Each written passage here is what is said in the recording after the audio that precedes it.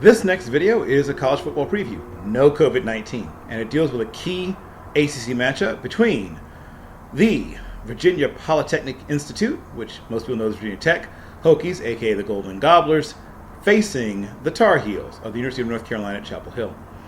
In the interest of full disclosure, I have connections to both schools. I grew up in Virginia. Lots of my friends and classmates ended up going to Virginia Tech, and I lived for a little less than 3 years in Chapel Hill, North Carolina. But let's talk about the prospects for the Hokies.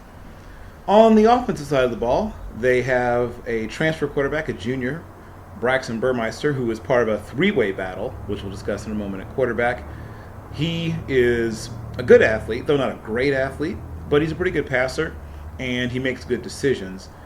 He's also been sharing time, most recently with Quincy Patterson, and of course Hendon Hooker, who I scouted his father, Alan Hooker, who is a MEAC conference legend at NC Then, looking at the defense, well, let me see. Two more players on offense. Running backs, Khalil Herbert, also a transfer from Kansas, has been tearing it up. And he's been sharing carries with the Rutgers transfer, Raheem Blackshear. Both are guys with powerful builds, low centers of gravity. They both can catch the ball reasonably well. And like I said, they're guys that can make you miss or have enough power to break tackles. On the defensive side of the ball, there's two guys I can really sort of focus on now. Caleb Farley has chosen to opt out, as I mentioned in an earlier video. But they have a standout linebacker, Rashard Ashby, who is sort of a Sam Mills type, squatty-bodied, 5'9" and 3/4 or so, about 244 pounds, but quick and powerful.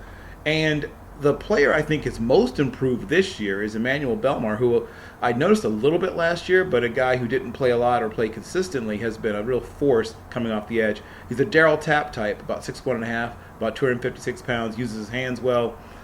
Once again, explosive and powerful. I think it'll be a very good game, a very close game. I think the Hokies keep it close, but I think there might be some late turnover, a fumbled snap or something that turns the tide, and they're going to struggle a little bit since they are missing Caleb Farley with that dynamic passing game of Carolina.